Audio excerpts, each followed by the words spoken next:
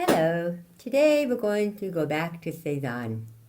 Remember when I first started these things, I wanted to introduce you to Cezzane because he was the father of modern art. And today we're going to be looking at some of his watercolors. And also I promised to talk about composition, so I'm really going to get into it right away. Composition is used by everyone, musicians, writers, the people in drama, and we share some of the same words like structure. Maybe we have vocabulary words. Well, today composition is your vocabulary word, and there's many synonyms for it. And you'll see why I chose some of these. Structure, which I'm always talking about, framework, configuration, anatomy, organization. In music, they use the word composition for opus, piece, arrangement, au revoir, I'm not sure how to say that. Au revoir, it's a French word. They use it a lot in art books. Orchestration, very musical. And in writing, they talk about theme and study. And in plays, they have drama. And that's what we want, drama in our paintings. So, I'm going to give you the definition of composition or design. And it is the logical selection and arrangement of the visual elements for order with interest. I'll send it to you so you can read it in writing. And what that means is that color, design and composition are the same. It's a synonym. Design is a synonym for composition. And we arrange things. That word, the first part of it, the logical selection and arrangement of the visual elements. So what we're doing is we are choosing our visual elements, and I'll list them for you, and then we are arranging them for order with interest. Order would also be harmony. Interest would be drama, right? So let's look at the design elements, the 7 elements of design, which we are talking about all the time. But now we're going to break them down, and these are the tools in your toolbox that you are going to select and arrange in your composition. The first one, of course, is line, which makes shape, which if you give it some value, you will have form. Now we have 4. Line, shape, value, form. The next one is color, and then texture and pattern, and that's it. You have 7 things to work with. So the next step of composition, composing something, is when you look at something and you put your viewfinder on it, you have created a 2-dimensional world. And in this 2-dimensional world, not the 3-dimensional world that you're getting your inspiration from, but you study it in a way that you're looking for whatever Cezzane was looking for. And that's why I'm so excited to talk more about him today. Because he, like I said, I hinted before, he saw something other people weren't looking at. And because of that, art has been transformed. We have modern art, which we never had before him. So I love him for all those reasons. So let's talk a little bit specifically about what it means to have a good composition. The first thing in the arrangement is the arrangement of your space or your shapes in your rectangle or square. And I have these pictures. I sent you some two things, two vegetables. We're going to paint vegetables today. And so you've already had a chance to take a tomato or a shallot and place it on your paper. I suggested a square because I want to show you this principle of static versus active. So well, our job is to take this rectangle and create beautiful proportion, to have direction, have activity, movement, lots of movement, and we have visual ways of creating movement, and then to stabilize it. And the most important thing, every painting since the beginning of time, good ones, have structure underlying them. They have a horizontal, and they have some shapes. You know, the negative shapes become equally important. And this was my idea of dividing the space up. Like if you have a square, the first thing you do is decide about your proportions. So if you have 3 shapes, you want to have them large, medium, and small. That's your first thing. So notice how static this is. It's just not moving, is it? It's just sitting there. But as soon as you put the shadow in and a horizon line, you have shapes. You have a dominantly horizontal movement. You can do it the other way, but for this one, it's definitely horizontal. Down here is a little mock-up of our composition today, the basket. And you notice how it's divided up into 3 pieces. The bottom is the largest piece, the medium piece, and the little piece over here by the structure line. The structure line creates the third shape, okay? So, I was thinking too, compose, we are composers, right? Well, one of the definitions of composing, here it is, we were talking about you compose, the verb for compose is to produce, to orchestrate, to arrange, that's ours, and organize. So we are organizing our visual elements for order with interest. And also, like, you compose a symphony, you compose a song, a poem, a painting. But also, I was thinking it's funny, it says, compose is also used like in compose yourself, or calm down. I thought we need that. I need that, especially. One last thing. Color, shape, music. Oh, so the Cubist and Kandinsky, that later, but a lot of artists are very concerned with the similarities between music and art, and especially in composing. We are composing our symphonies, and it's that much. So, I mean, it's that serious about where you put things. Oh, the golden mean I mentioned. The golden mean was in Greek art. It started that way. It's a mathematical thing. Duncan told me it means 1 to 1.65. Aren't you happy to know that? I thought, well, what do I do with that? I don't know what to do with that. Well, what it means is this. This is, and I said, well, all I know how to do is divide the space up with large, medium, and small shapes. And everything I put in, everything I select and choose, has something to do with that. I make a decision that the horizon line is never in the middle. I put the center of interest in the quadrant that I'm going to show you. I don't seem to have a picture for that, but we had that when we were doing the thumbnail sketch. I'll show you that. I have it here. I have a picture up here of the still life that we're doing today. The drawing that I did, this drawing took me forever because I really was having a good time. I mean, it wasn't like the beach that we did, the water. That was a 10-minute painting. That was really fun. But this was a different kind of fun. This is the reason that we draw from life. Well, actually, when you draw from my photo, you are going to be drawing from life because I set it up. And we have a really rush of pictures to show you about how many setups I tried before I got the one that I wanted to paint. And I didn't want to send you something that I didn't want to paint, okay? So remember I said a good composition will paint itself.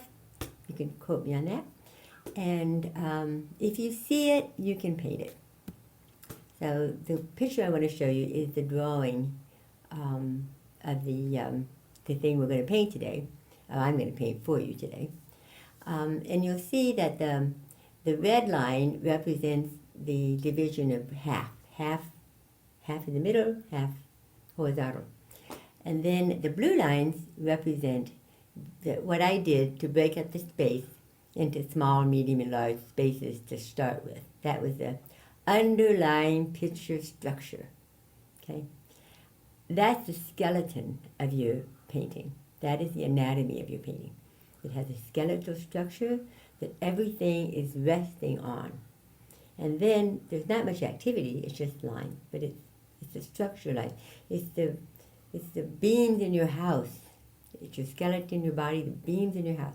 And then you start putting in things that you have been looking at, and then you look at the shapes. And in this case, the shapes in the corners are equally important because we have the corner, then the basket, the edge of the basket, and the edge of the painting create a shape. And that shape is not like the one on the other side. They can't be the same. They have to be slightly different. So you're avoiding symmetry at all costs. If it even looks like it might be the same, you have to change it. I even had the two, at one point, I had the two peppers on either side of the basket, and I had one in and one out. And that's a nice directional device, but it was a bit much. I mean, they were like they were talking to each other or something. I said, we can't do this, we can't do this. So we had to change them around. Every decision is the selection and arrangement of visual elements that starts when you choose the things that you're going to paint. And where you put them matters, okay? So the one last thing about this drawing that we're looking at, the one that I did before the one I'm going to paint for you today, notice the pink circle. The pink circle is where you want your center of interest, either there, or on the other side of the red line, or beneath the red line, or over in the... So it's in one of those quadrants, close to the center, but not in the center. Anywhere in the general area. It could have been a little higher, could have been quite a bit higher actually. But I worked really hard to keep it from being dead centered. And the reason that is the center is because it's like, and I say this and maybe I don't say it, but I'm going to say it now. The reason that is the center of interest is because it is a circle and it has a circle in it, and it kind of behaves like a bullseye, kind of. And if it doesn't act as a center of interest, I will do all kinds of things to make that happen now, because I decided that's going to be it. So even though it's competing in color with the bright red pepper and the very dark this or that, because you can create a center of interest with any kind of contrast. It can be the brightest color, it can be the darkest color, the lightest color, whatever it is. So you have all these decisions to be made, okay? So let's look at, unless I'm forgetting something that I wanted to tell you. That's a good start. That's a good start. I thought you would enjoy getting into this. And Cezzane was, oh my gosh, he spent so much time.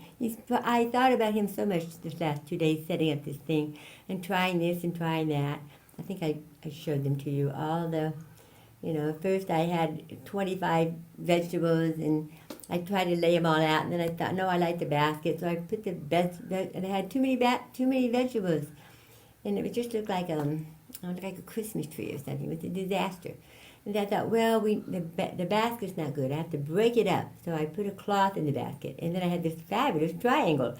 And the triangle of the cloth kept me going for a long time. But finally I realized it doesn't look very good. It's a mess. Because I was comparing the triangle of the cloth with the triangles, shadow shapes in the drapery. I was really into the drapery. But you see, I had to give it all up. They have to give up sometimes the thing you love the most for the good of the whole, and in this case, that's what happened. So we have a very good composition to paint. So now we're going to, I think we're going to look at Cezzane's picture.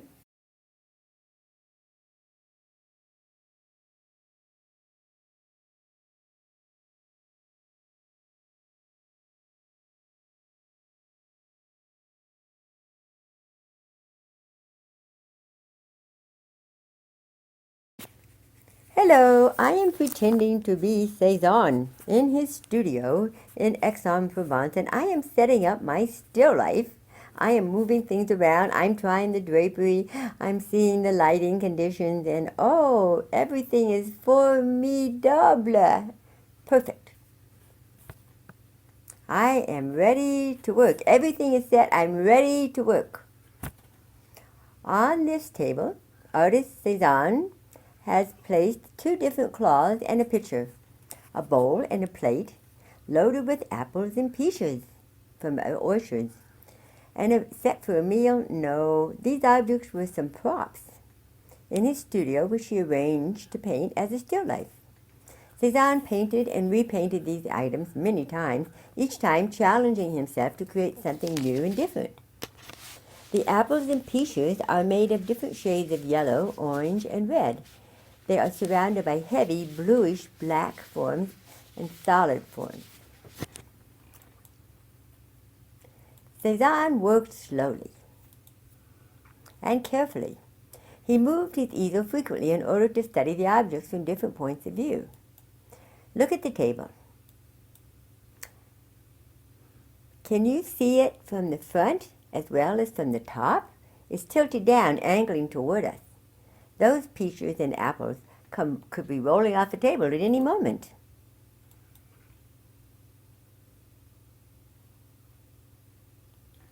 Paul Cezzane was born in Aix-en-Provence, a town in southern France. His father was a businessman who wanted his son to become a lawyer. Even though he took law classes, his true love was painting, and he studied to become an artist. Cezzane adored the countryside where he grew up. He was especially fond of its mountains and trees, which appear often in his landscapes. In still life paintings, he included apples and peaches from local orchards, and ceramic bowls and pitchers that were made in Provence. Cezzane was interested in the most basic shapes of objects.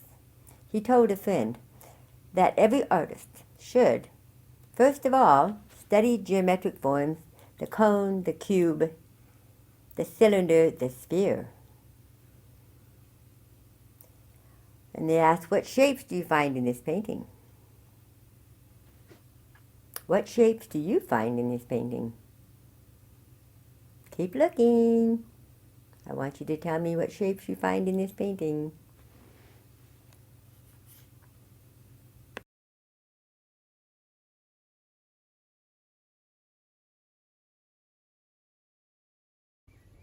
Today we're going to have a quick demonstration of painting a tomato, because we're doing vegetables. And we're also talking about composition. So even though, and I purposely put this very, what you would call a static shape, a circle is on a static shape, on a square, which is a static shape, that means they don't have any direction. And for a good composition, you need to establish a dominant direction. So the way you do it is, this is, it's what do you call static or uninteresting, but by using the viewfinder, I put a square around it, then the shape of the shadow becomes a definite, another shape. There's another little shape in here. There's a little line here. And then we have this beautiful line up here. So see how that, all of a sudden now, something that's totally square and static becomes active. It's a horizontal movement, what we're after. So then also the next thing, notice I've saved the white highlight, and it is at a slight curve at the top and the bottom because it's laying on the form. So let's just start with the local color. This is Scarlet Lake. Scarlet Lake would be the local color for tomatoes, obviously. And then I'll probably be putting some of these other colors in, but we'll start with this one. And put it over everything except the whites. This is pretty bright, I know, pretty dark. Use the tip of the brush to get your edge. You have to have enough paint on the brush to spread it around. I loaded up the brush again. And I'm very carefully, these are little negative spaces in here. So coming around like that again. I use the side of the brush to fill it in, saving the highlight.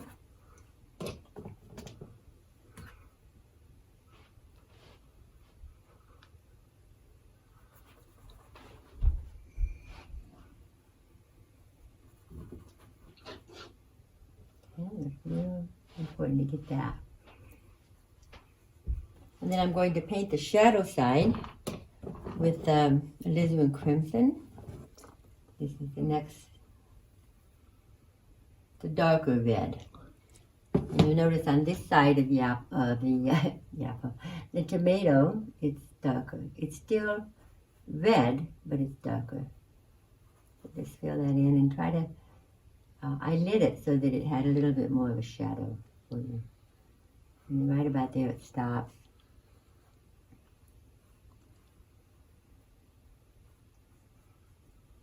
And then I'm going to soften the edge, but instead of using water, I'm going to go back and put more red on the brush. And watch how I can soften the edge. See right there? I just take the red and go over it like that. And see how that softens the edge without much of anything else. I'll soften that with just a brush. Okay, and then let's, better not touch it like that.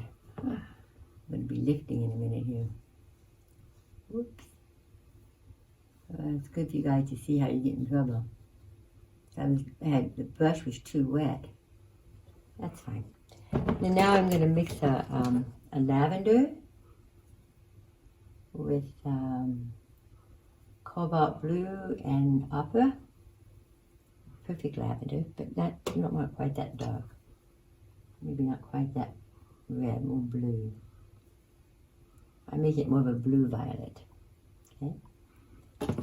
I put that in here for the shape of the shadow. And this is going to be really fun for you. Watch. As I'm going to let some of the red bleed into the shadow by putting some of the blue into the shadow. And that really softens the edge. See right there?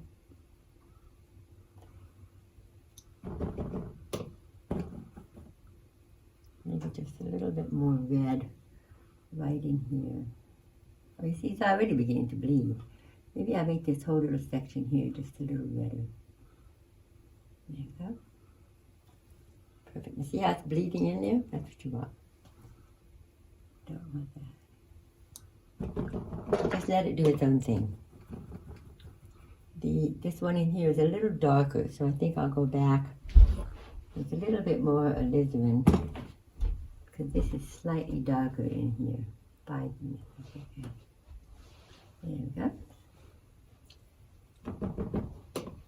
And then we're gonna, it's almost done. Put a little accent down there.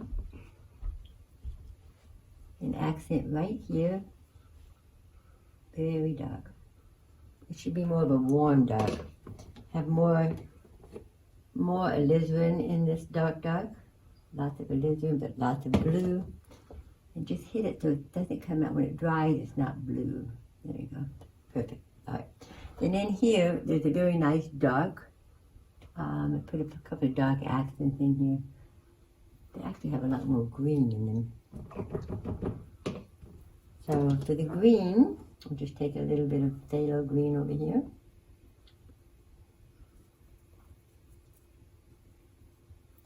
Add a little yellow, orange or something. You can't really mix it on the palette, but in this case you can make it yellow green. There you go, yellow green. And this is a nice little accent in here. And if some of it bleeds in, good. And then the last little thing is our, hold on, just fill that in. Up here, we're going to make that a beautiful blue. Maybe we'll start with this cobalt blue. This one.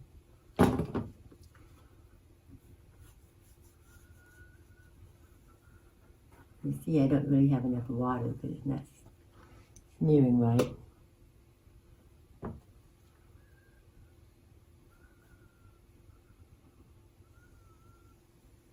Oh, I wanted to talk about lifting a little bit.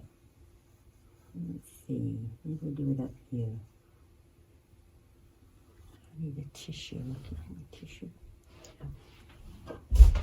First I'll soften this a little bit. Thank you. First of all, remember we've been softening edges. Let's soften this edge up here. Just barely touching it like that. So it can soften. There you go. And I think that it's a little too dark, so I wanted to, this is opportunity to talk about lifting. I'm just going to put this like right there and see what happens. I touch it, lift it off. That's better. But don't just blot at it. Actually lay the tissue down like this and rub across. There you go. I think that's better. Okay, that's a 5-minute tomato, right?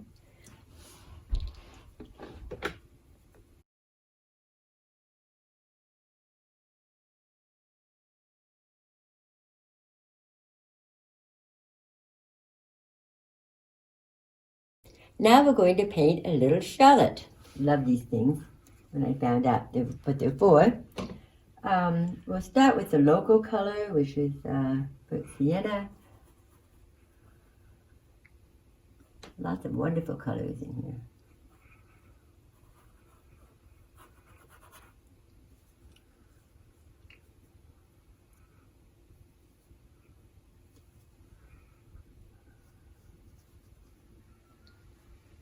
Very light. Let me be lifting with a tissue here in a minute. Oh, I forgot to talk about the composition. Notice the division of space: large, medium, small. There's these wonderful movements, the action, reaction thing, and how it creates a negative space. Let's get this in here. Hold on. I say the highlight up here. There's a little bit. There's a couple of them. There's one right here.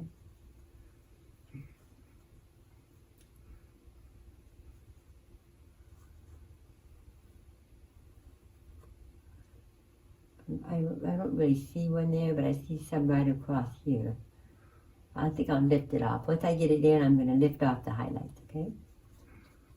And put a little bit of this in the shadows. And then I'm going to go back with the blue violet and make the shadow in here.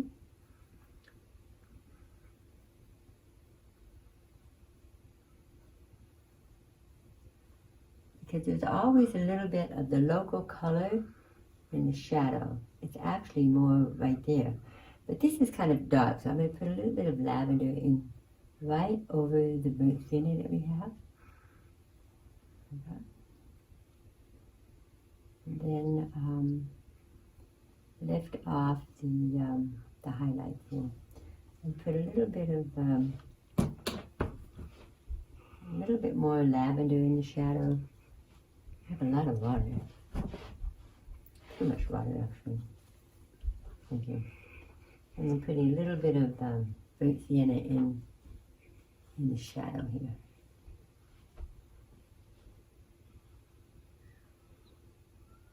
Just let it kind of bleed in. And then put the accent.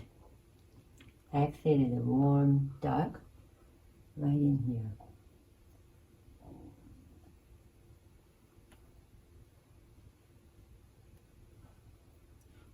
And then I'm going to find some of the dark spaces, dark accents I want to use this on. I don't really have too many. There's a little bit of a dark accent here. I have to soften this edge, so we'll do that first. It's just, it has to be more round. Go back with the local color again. Paint this more round. Yeah. It's also dark. It's drying lighter.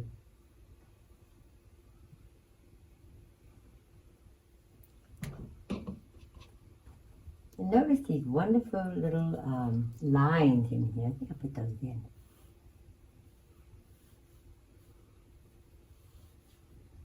This is called calligraphy, when you use the brush like a pen.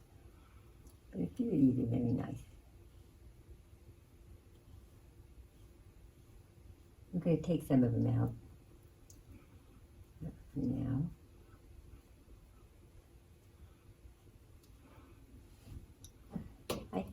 before we lift off, I think we should put a little bit of alizarin in this part down here. It's a little warmer and brighter. Very nice. Okay. Cover those again.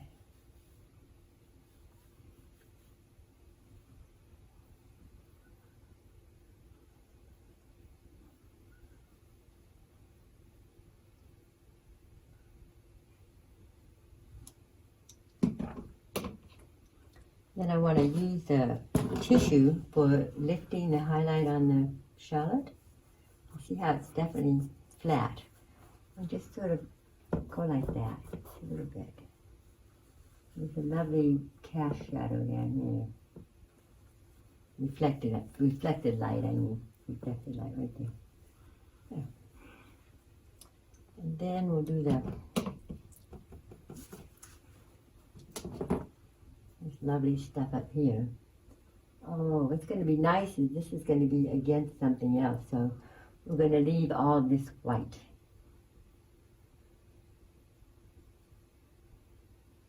And like in Cezzane, he had all these little orange dots everywhere. So we're going to put one in here. Because I see one right there. Bright. And there's some more bright things maybe down here. Brightness up here too. I'm putting some orange in here. Or red. And right here, where it comes out of shadow, would be the brightest spot. It's pretty. There we go. There's a little bit more accents down here.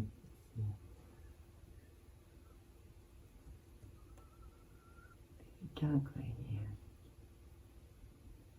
All right, and then we'll finish it up with the background. Take some green and mix a little. You can mix up yellow green on your palette. And we're gonna fill in this negative space back here. Just enough. It's got to be dark enough so that that these little things stand out. You'll have fun with this. So that's what I'm going to do. I'm going to make that more neutralized, like it is in the picture I sent you. So I think maybe to neutralize it, we'll just echo some of the colors that are in the picture. This is a great way to harmonize your picture with color. You put a little of this color over the green, and then where it's darker, it's still on the greenish side, but it's not so bright. And then the other thing I'm going to do is, notice how in the picture I sent you, it's darker. It's darker, so I'm going to put a little bit of lavender over the green. And this is the third color we put over here while it's still wet. So always talking about painting, mixing on the paper. And in this case, it's still wet on wet.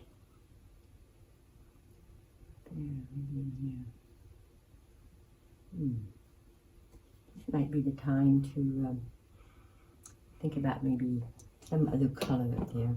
I like that. As long as this is lighter, see, it's not white, but you save the white to the end so that you can make sure they stand out. But some of them is pure white. The end of the little sticks are pure white, so keep that. That's about it. Okay, there you go. Shallot.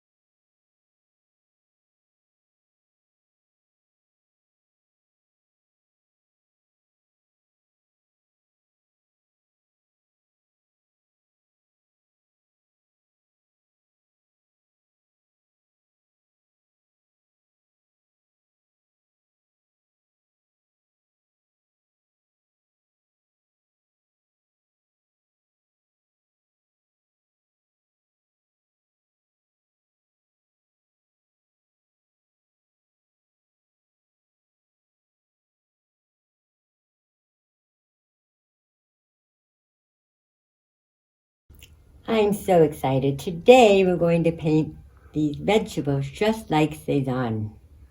So when I ask you, do you see any shapes in here? I see all kinds of beautiful shapes. All of these are cylinders and kind of cones and kind of spheres and oval shapes. And then there's all these lovely straight lines that we talked about the structure lines and the center of interest. Maybe we'll start with that. Maybe I'll start right in the center of interest, okay? Well, just because we're going to paint around it, this is going to remain white.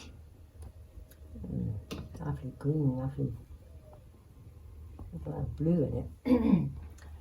I'm just painting some green. It doesn't look like green. Oh, there it is. It does. It does look like green now. We'll start with this. We'll start here and work our way out. There's no definite way to start. Just get started any way you can. Lots of lovely whites I want to save in there. This little thing is coming up there. Then we'll put some a little bit of red in it. Where's my red? I guess that's what that is. Oh dear, there it is. That's the red. It's got a lot of pink in it though.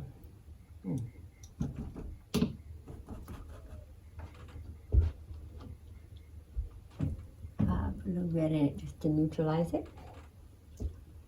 While we add it, we'll put some lines in it. It has some lovely little lines.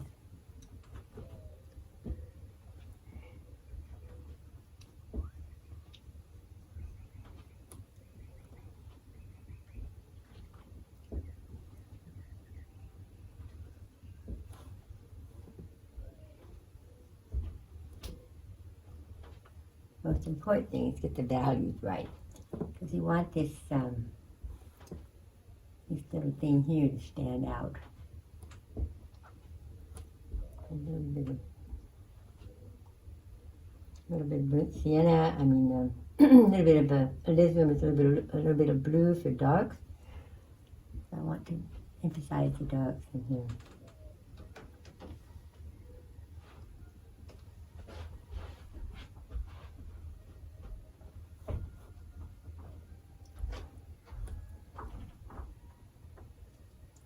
Here is very dark.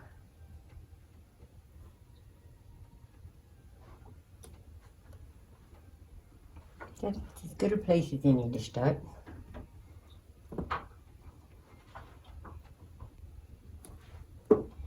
I'm keeping this the top of the stem very light. I'm painting dark around it so it stands out. So we've already defined our center of interest. And that's pretty. And one reason that it's the center of interest is because it's in that place we want it to be, but this thing is sort of like a bullseye, this thing. Okay, I'm going to put a little, I'm after using orange, which I don't let you use, so I suppose I should mix orange with opera, and let's do it that way. We'll mix our orange on the paper. There we go. Get rid of that.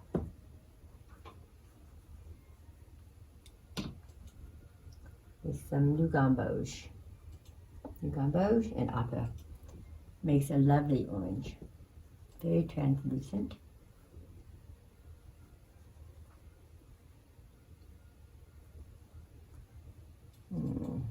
Okay. More on the yellow side. I'm putting a little more yellow over the pink so it's more orange. There we go.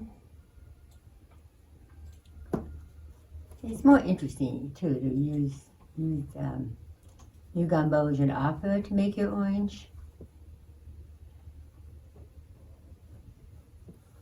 Because it's has more variation. Let's see, a little bit of opera.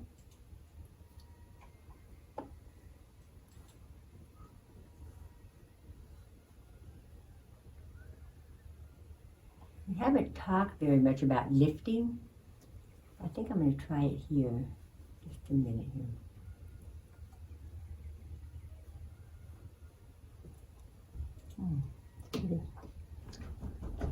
There is a little light right in here. I think I'm going to just lift off just a little bit. See? And a little more of a highlight there. And maybe there. Let's try it again. This time let's do a segment with yellow.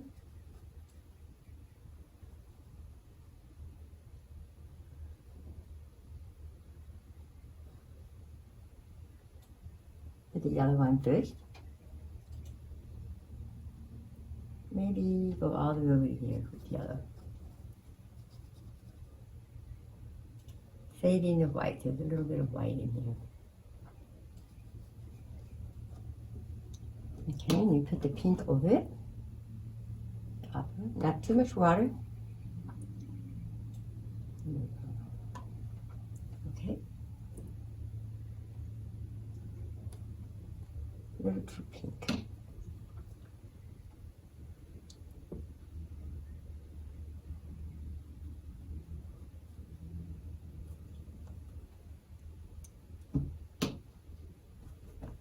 Well, that's interesting. A little more yellow, probably.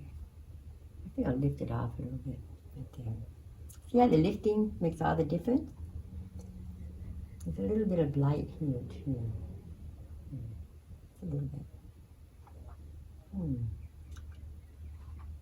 Don't know why this is so much brighter. Probably it has more pink in it.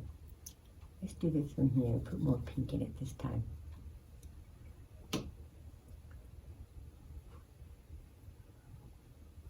And remember, I'm keeping my eyes on the subject matter 80% of the time.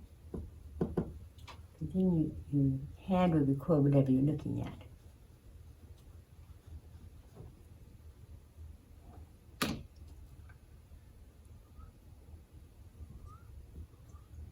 I'm adding a little pink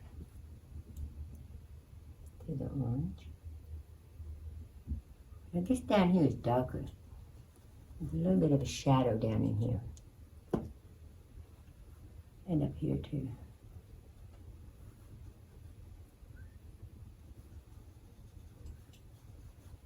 And some of you might see green. Don't even think about it. Or brown, I should say. I'm going to put a little bit of dark on it. Make it darker. It's not dark enough.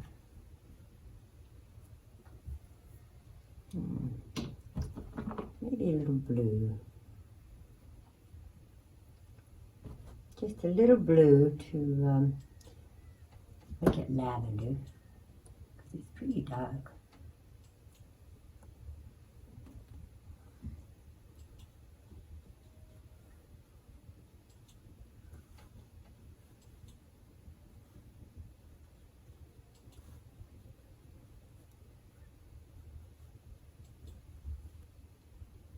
You see why I don't want you to use brown. You can go back.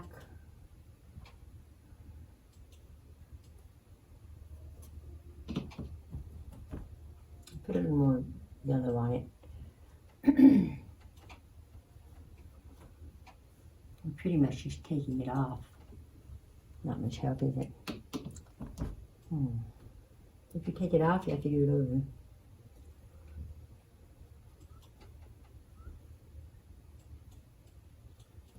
I have a lot of water. But right now I'm fighting for my values.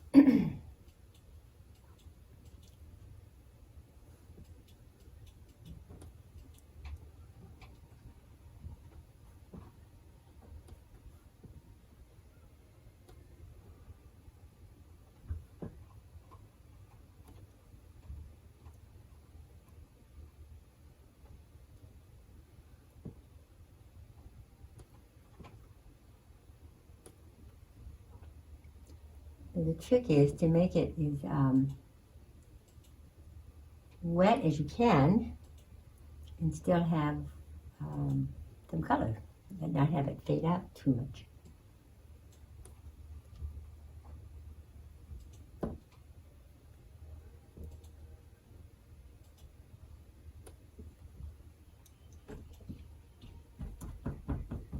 I'm going to make that lavender again. This time I'm going to leave it alone. Because it is dark. It's warm now. It's very warm in here. So that's the trick of not getting it too cold. You see what I mean by painting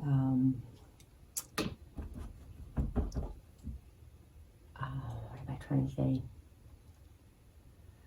Soften the edges. All of these are soft edges. So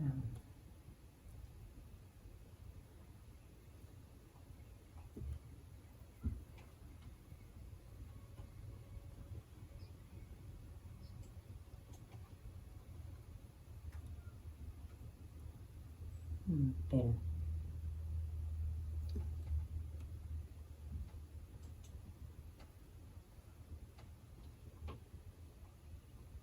I love that. I love this shadow here. I think that's enough for this. I'm going to put a little red in it though. I'll take that back. Hold on. I don't seem to have red here. Well, some.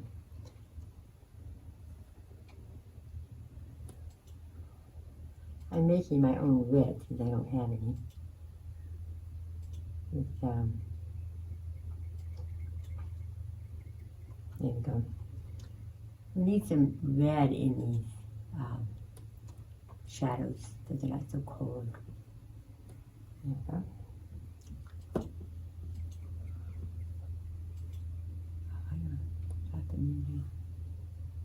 And I promised I wasn't going to just paint this as fast as I can because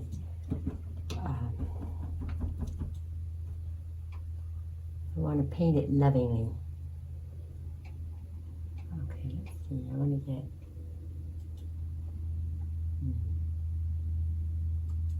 I'm softening these edges here.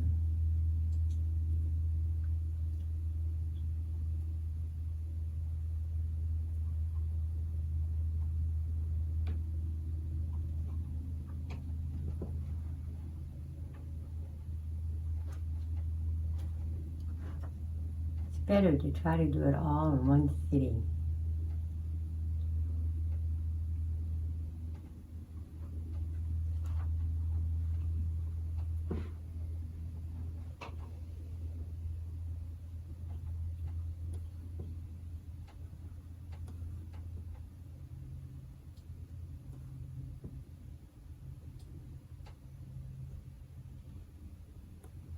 I love how these look like stars. The center of the thing has these little stars thing in it, like that. More. A little bit more here. I'm looking for the last little accent that I need here. I don't want to come back to this. I think that's fine. Maybe I can lift a little light for this minute. Yeah, there's some light that I'd like to have back that I don't have right there.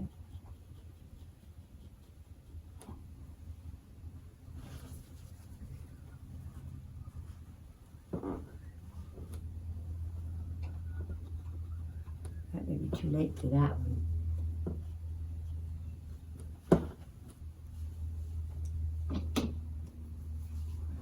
A lot of light here. Easier to do it to lift off early on. Let's see what difference it's going to make though. See how this more. Sometimes lifting is the best way to get the light. Right there and right in here. And over here. There. Okay. Now see how much more it has the same feeling of this now. Well, maybe let's move on to the red. I don't have red. I'm going to have to get some red later. let's do green. Start with our phthalo green. Now I know this is not phthalo green, but let's just start there, okay? Just start with phthalo green.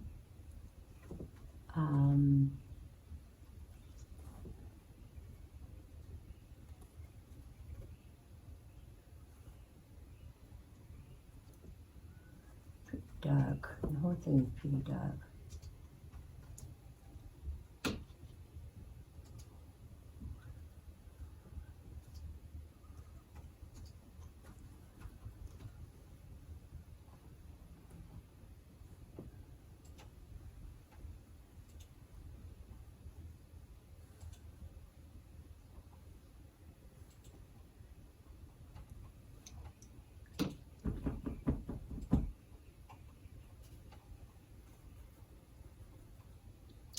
Very light.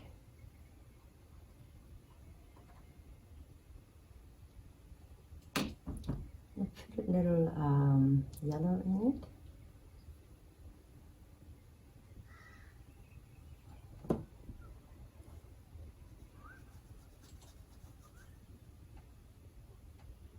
This is mixing on the paper, making it more of a neutralized green, blue-green.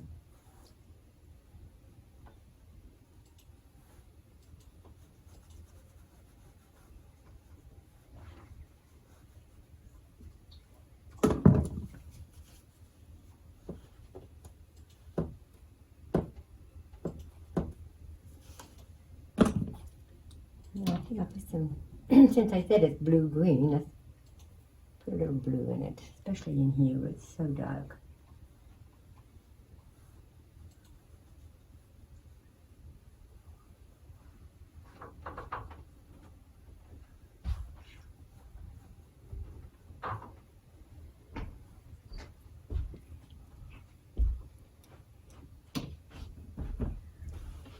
Can I have that other palette? A palette. I know what you want, but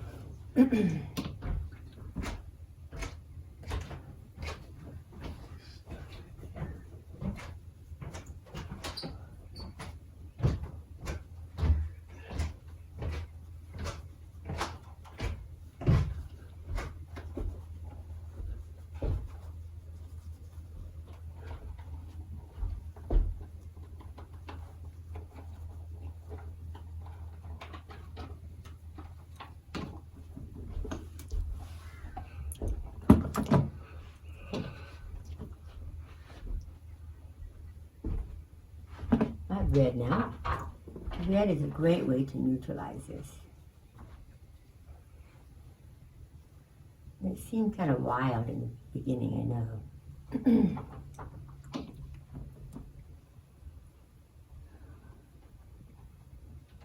Correct blue.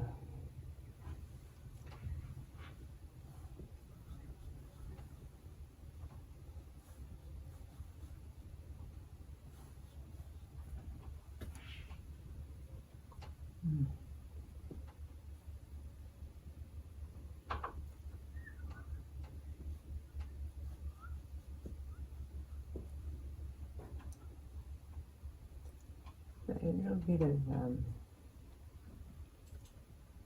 an accent in here.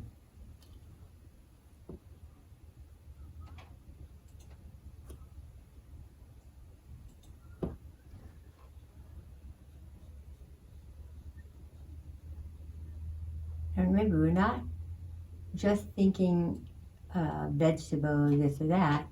We're just painting one shape next to another. And in here is this wonderful dark shape next to this dark, right in here. There's also a lovely shadow up here.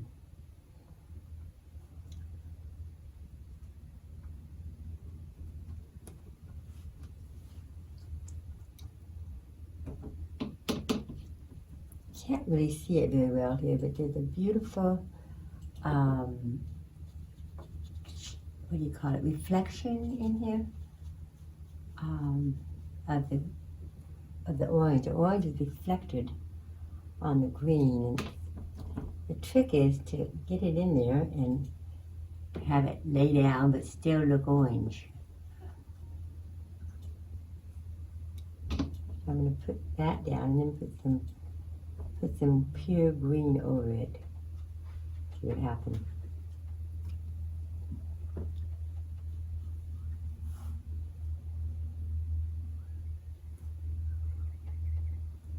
It's not warm enough.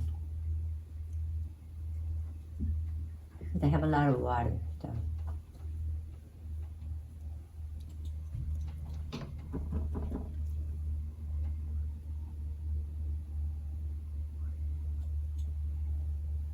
It's very dark in here.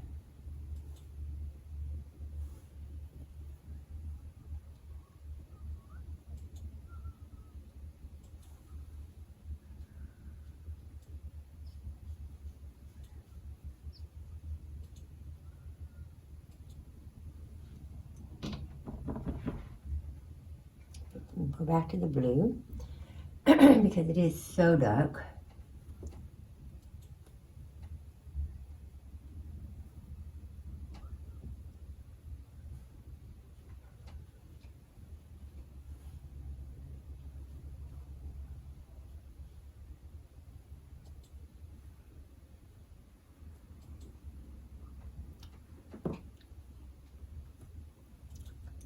I think it's a good time to lift some things off. Up here, for instance, right in here. And here. And here.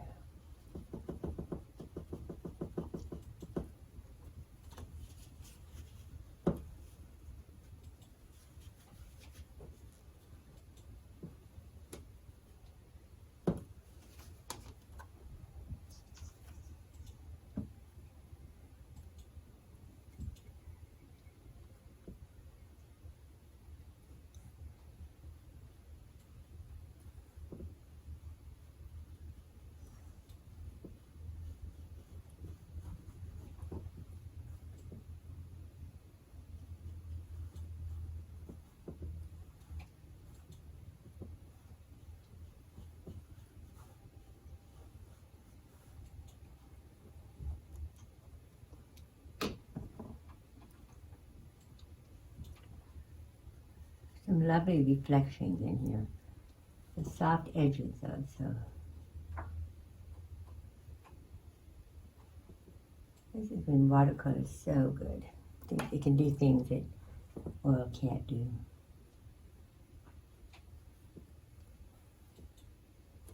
Like there's a little bit of reflection in here. I'm just going to lift it off. Yeah. And back over here again, trying to keep some lights right in there. Oh, it's too late for that one. Let me get this one.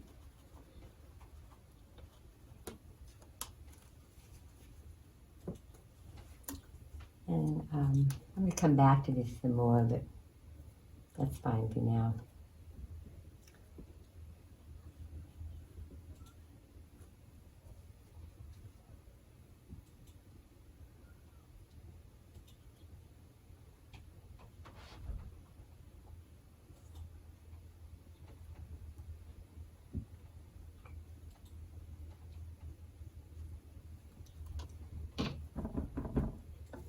You see that orange, but just a tiny bit more. Just a little bit more. Okay, now, one thing I see a little bit over here too. Just a little bit of reflection in here. Of course, the reflections are changing all the time. I have to get this one back. Maybe here.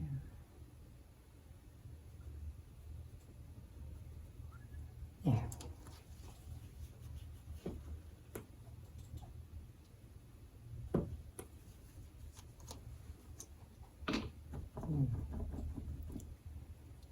I just love this. It looked like a little swan. I don't know if you see it, but I see that. So think of a swan with a beautiful neck. And this is his, the shadow on his neck.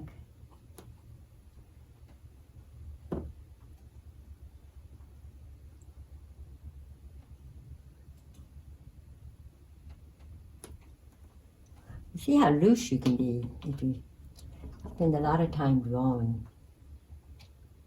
Maybe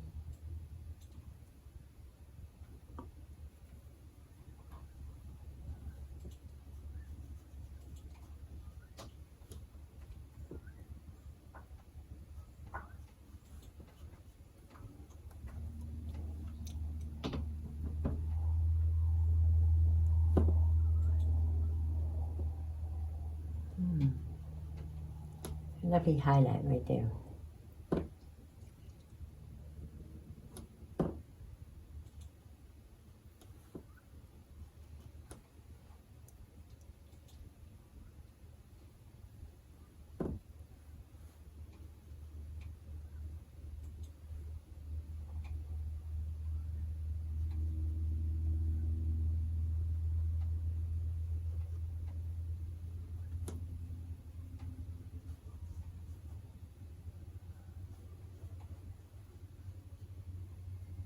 Wow. Whew. I thought that his little head, he even had eyes. I don't know if you can see them or not, but he's got a little beak here, and then he's got a beautiful head. And he's got a little dark under his, right here's a dark, very dark. There. And then he has an eye. Right there. There. See my swan? Yeah.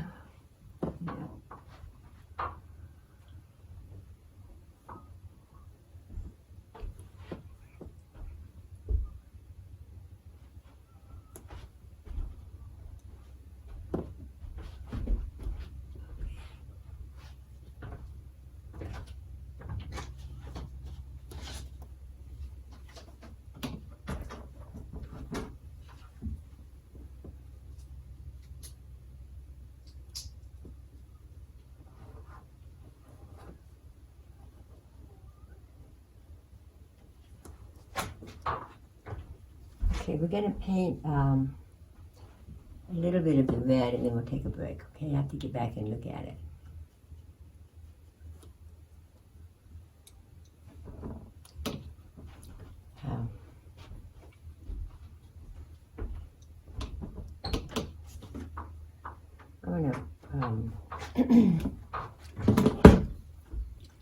I really want to do something with the red thing over here. It's so beautiful, it's so bright.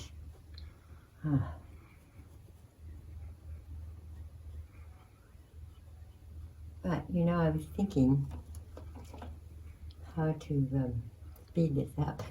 There's no way. I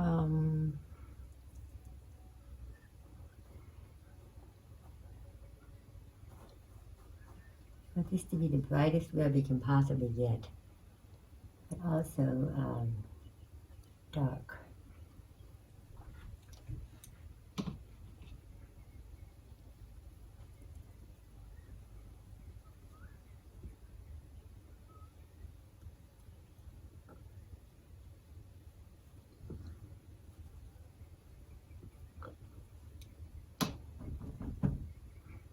A bit of blue to darken that.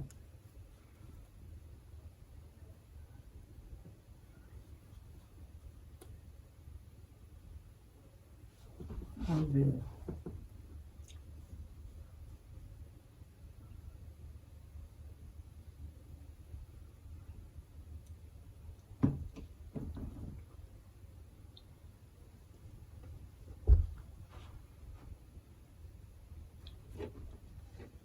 I really feel like Cezzane today, especially after looking at him so much. And this is a little wetter than I usually do, and I'm happy about that. There's something about painting from life. You see how dark this is compared to that?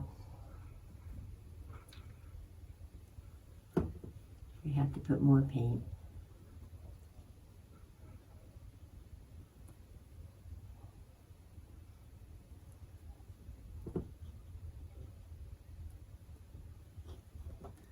I think I'll go ahead and paint this whole thing dark and then lift a little highlight out for you.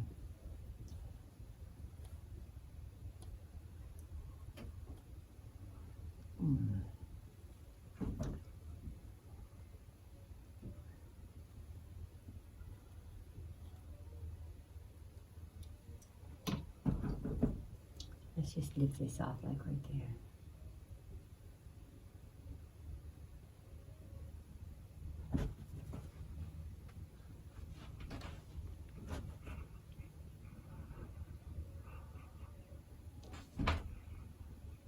And see how I'm lifting to get the highlights out?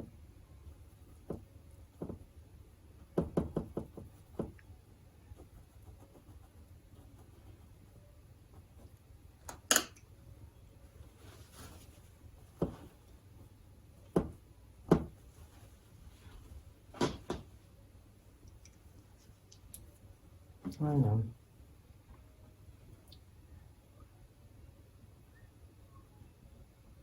I wanted to do something with the background before we take a break.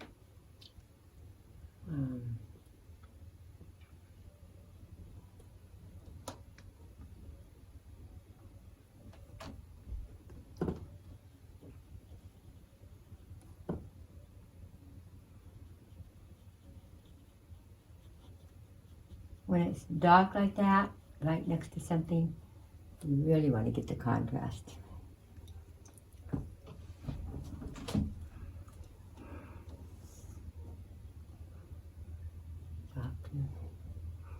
Okay, before I go any further, I just want to do a little something, maybe just show you how you can do the basket really fast and easy.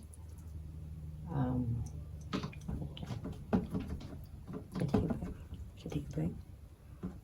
Let's just get the basket started. The lighting, when the basket's lighter, probably going to be better. The basket, you can really have fun with it. You have all this very detailed, and then you put, just go back in with lines, very dark lines. And while it's still wet,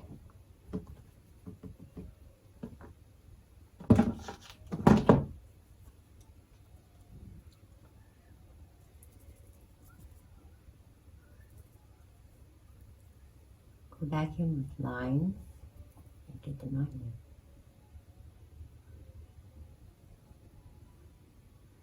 there. It's still wet. This would be kind of your wet on wet thing.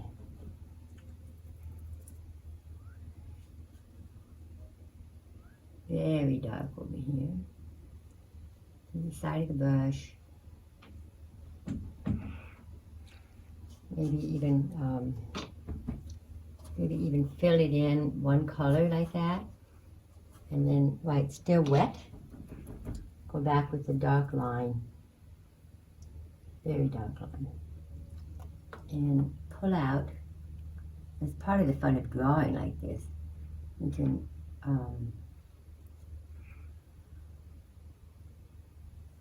draw all the things that you've done in here.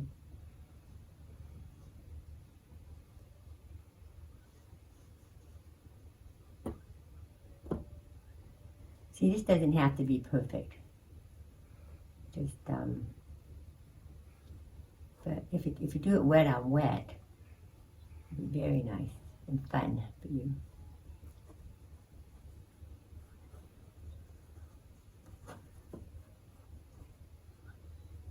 You can go back and pull out the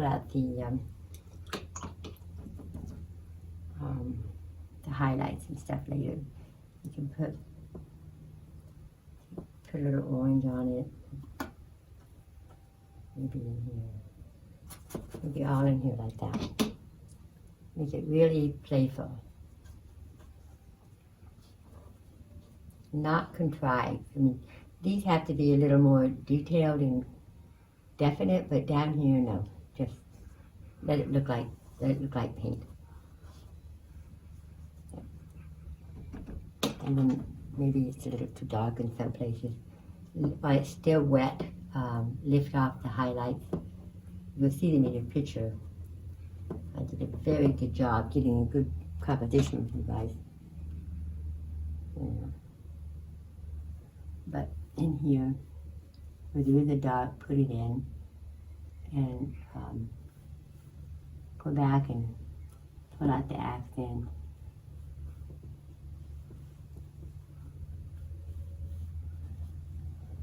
Where's the dark? Like if you have a dark shape, be sure and put it in. Something like that, okay? And in the background, let's use, we're starting, the background darker or lighter than the, I don't remember. Where's my values? I don't have a, I need a value study. I don't know. Can I see the picture so I can see? I can't remember if the background is, here it's, here it's just a little darker. But I'm not sure if it was. I think it was because yeah, it is. It is. It's darker because and it's also very gray in the picture. Right. It's pretty much all the same. It's a little darker in here. Make it slightly darker in here. Yeah, right in here, it's a lot darker. And that's real important for the composition to be really dark in here.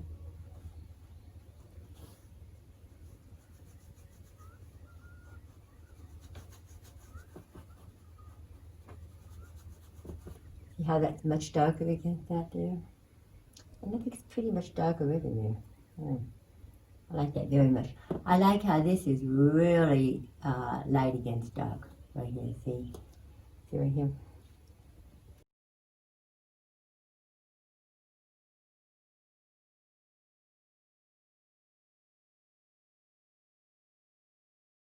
I'm back. Okay, our time. We don't have time to watch anymore, but I didn't get much more done. I got the green pepper done. And then in just a few minutes, I threw on some other stuff. So I will send you everything that I have gotten done so far so that you can be working on yours. But we're still going to finish it next time. Notice when you put in the highlights, you always make them a squared kind of a shape. Yes. Despite the fact that with what my eye sees in the original is a sort of a lighter, fuzzier area. You know, I don't see it as specifically shaped as you put it. And so explain to me what the idea is with that. Yeah, well, I told you about the, here, I'll do this real quick again. Now, Here hold is on, hold the, on, hold on. I see what you got. Okay. I'll get you. Can you see I that? see it. Okay. Yeah. This is the idea of it. Here is the world, okay? And it has a longitude, latitude lines. Uh-huh. Your highlight is one of these. So, Uh-huh. yeah, so the highlight is like, I'm gonna make it darker. Okay, see it? Yes. So Yes. that's the highlight. Uh-huh. But even though I know, especially on apples, it's really square. But on peaches and other things like rounded things, it's not quite so square. So I probably am misleading you. But you don't want to have this. You don't want to just have a blob. Uh-huh. If it's lighted correctly, then this is why you might want to look at Rembrandt and those Renaissance kind of renderings. Uh-huh. The highlight is really crisp. It's not like Yeah. it's not like our modern day photography comes up with. Uh-huh. A lot of it is a photo. Yeah. Okay. So what I do is I do this. I kind of try to combine the two. I start with this, and then I soften the edges a little bit. So Got it's it. not, Got 'cause it. if it's on glass, then you want a real crisp edge. But on the tomatoes you're right, it shouldn't be that hard. Okay. Okay. That's a Thank good you. observation, Debbie. Very good. That's a very good question. That's the kind of questions I want from you guys. Well, thank you so much, Eva. This has been wonderful. I can't wait to get that, take a look at that picture of what you're working on. I might try to do that as a card, you Oh, know, wouldn't it be nice? Yes, cute little yes. basket card. Yeah, that Yeah. would be lovely. I mean, it's only reason I'm pushing this is that I had so much fun drawing it. I can't tell you. I was Yeah. like in heaven. I forgot all about the news and everything. Oh, good. I was like over the moon, and I kept saying to Duncan, "Oh my God, if you could only see this!" I mean, there was 1,000 planes in the pepper, Oh, and yeah. 100 different colors. So, I mean, this is another kind of painting. I mean, we could just do the silhouette of the pepper and put a shadow on it. That would be fine. If that's Yeah. what you want to do, that's fine.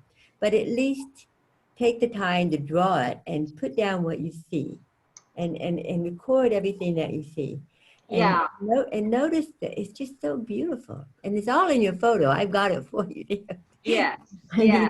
you may not see it in real life, but I found it for you. So I want to share it with you. And I honestly felt like I was in the presence of Cezzane. I mean, I said, oh, I know now why he enjoyed doing this. He did it for Looking for hours. those shapes. He painted those damned apples in his entire life. So come on, don't tell me you painted apples already. Or I've already done a vegetable. Sorry. I can't help it. I'm getting to be very, what do you call it? What do elderly people become? Eccentric, pushy,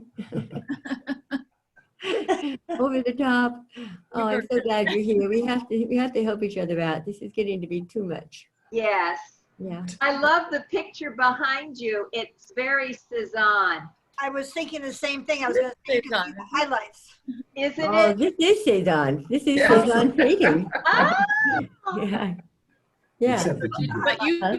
painted Oh, it. I didn't painted it. I painted it, but I was looking at his painting, and it's sort of my impression. It's in oil with a lot of marble dust. So I put the marble dust on with medium, and Ooh. I'll get you a close up of it. You can see, but it's his composition. So I cheated. I copied his composition, but it's because I love it, and I did this I don't know 15 years ago, something like that. But even in here you can see all the beautiful shapes in the drapery. Yes. That's what I Oh, wanted. yeah. I wanted to do that. I was trying to do that with this, but I didn't make it. But you can put a piece of drapery in one apple or one pepper Uh-huh. and draw. Even if you don't paint them, just draw them. Yeah. And then this is such a major project that I think you need all this time to practice doing vegetables and fruit at home, one at a time, and do a little series and do drawings. Get into it. You know, you need help to avoid this other stuff. And then start drawing the basket from the photo I sent you. And if you have any questions, just email me. Okay. I love you all. Thank you, Eva. Thank you. Thank Bye, you. everybody. This was great. Thanks. Bye-bye. Thank you. So glad you came.